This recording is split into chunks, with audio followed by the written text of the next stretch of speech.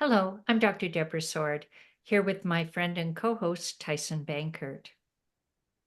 Hi everyone, my name is Tyson, and I'm an artist and facilitator. You've probably noticed, Tyson, there's lots of conflict in different places and contexts these days.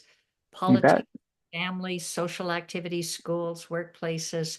One of the increasing types of conflict I see is people becoming angry over opinions that disagree with theirs. What are you seeing? Yeah, I'm definitely seeing reactions to conflicts and opinions do vary, whether it's online, whether it's in between friends and families. Some people act out of their fears and anxieties, which is where the conflict sits for them. But I also believe in showing compassion for what they're experiencing. Albeit, it can be really difficult, especially for myself, if the person and their opinions don't align with my values. Oh, I understand that. Bad behavior isn't a justifiable response to any of the political, global, economic stresses, but it's very helpful to understand that these are difficult times for lots of people. Hmm.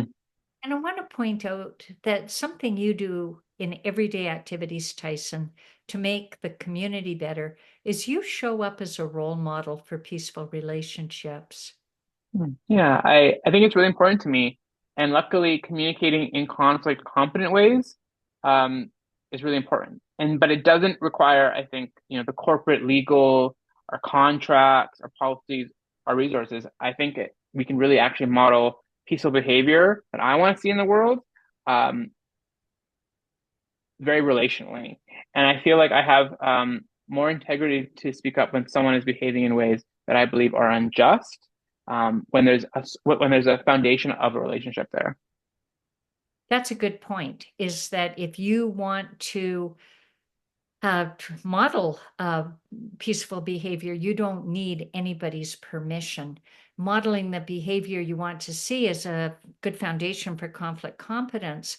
So I'm going to ask, what do you mean by modeling that behavior?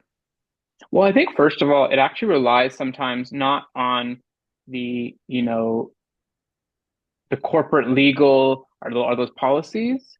It's good to have to model good behavior, but I also think we can have that interpersonal reality when conflict does arise, that we can also rely on that. And so here are a couple of strategies I have. Check meaning. It's easy to react when to what I assume the person means or intends. So I check with the person whether my assumption is correct about their meaning or intention. We talked a little bit about this last week, right? With disappointment and expectations. And then the second one is taking responsibility. So I take responsibility for my reactions when something happens. I try not to react as if it were personal until I know more. When I know what I'm responsible for, I can then be accountable. You So, make a two good, things: check meaning and take responsibility. those are two really good strategies. And you're right, it is helpful to have the structure and the policies to back you up, but you're also taking personal responsibility. Exactly. Makes it part of your personal culture. So I want to add a couple of strategies that Oh, I do. please. So my first one is to think beyond either or. I'm Mm, When somebody gives me an either or, I always try to generate more options. I run what if scenarios that help me prepare for uncertainties. And mm. because I'm prepared, I can be more thoughtful than just reacting to anything others say that I find disagreeable. And my other one is to try to grow more resilient. And resilience for me is a belief that I'll find a way to be okay, whatever uncertain conditions are around me.